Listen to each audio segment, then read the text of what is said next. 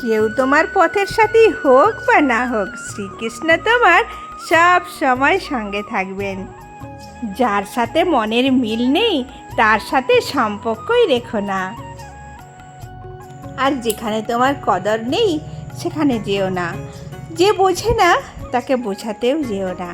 তো আমার সকাল সকাল ঘরের পুজো হয়ে কমপ্লিট করে, যেহেতু পূর্ণিমা ছিল, গোপাল সোনাকে চিড়ে ভোগ দিয়ে তারপরে দেখো সন্ধ্যেবেলায় এই যে রুটি বানাচ্ছি। তোমরা কে কে আমার মতো রুটি ভালোবাসো বানাতে, খেতে না? আমি অতটা খেতে ভালোবাসি না, কিন্তু আমার পতিদেব খেতে অনেক ভালোবাসে। আর এই রকম গোল গোল রুটি আমার হাতের খুব পছন্দ করে। আর দেখো কেমন সুন্দর করে একটা একটা করে ফুলিয়ে নিচ্ছি তাওয়ার মধ্যে। আর এই রুটিগুলো তাড়াতাড়ি হয়ে যায় এইভাবে ভাজি। আর তোমরা কেমন করে রুটি বানাও একটু কমেন্টে জানিও। আর আজকে খাওয়া হবে দুধ, আম আর রুটি।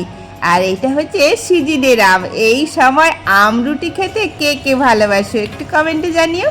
আমটাকে বেশ ভালো করে কলের জলে ধুয়ে নিয়ে তারপরে চলে এসেছি আমটা কাটতে। দেখো তো আমটা কত সুন্দর, কিন্তু যতটা সুন্দর বলেছিলাম ততটা সুন্দর কিন্তু খেতে লাগেনি।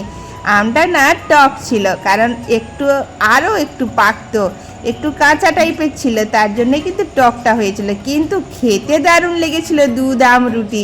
তোমরাও কিন্তু বেশ মিষ্টি মিষ্টি পাকা পাকা আম দিয়ে কিন্তু রুটি খেয়ে দেখো কেমন লাগে খেতে। হ্যাঁ, তবে অ্যাসিডাম্বলের ধার থাকলে খেও না, আমাদের কিন্তু খুব ভালো লাগে। আমরা কিন্তু খুব পছন্দ করি সপরিবারে আমরা রুটি, দুধ, আম সব কিছু নিয়ে বসে গেছি খেতে।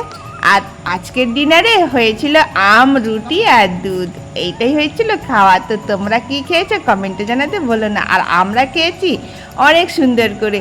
তোমরা কিন্তু খেয়ে দেখো, আর খেয়ে দেখে তারপরে বলো। আর আমাদের পরিবার হচ্ছে সুখী পরিবার।